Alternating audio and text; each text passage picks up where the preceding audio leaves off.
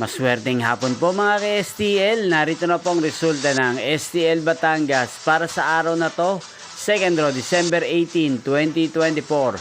Araw ng Miyerkules. Naway ang mga natayan nyo pong mga numero kanina ay manalo nawa ngayong hapong ito. 4:30 PM kaya't kunin nyo na po ang inyong mga tickets. Narito na po ang resulta.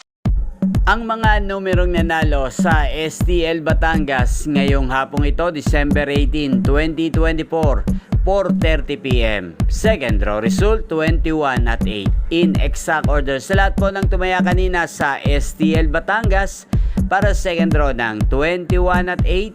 Congrats po sa inyo. Panalo po kayo. Again, 21 at 8.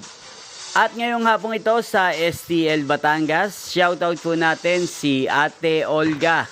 Ate Olga ng Batangas, shoutout po sa iyo. Naway nasa mabuti ka pong kalagayan. At sa lahat po ng mga taga Batangas dyan, shoutout po sa inyo.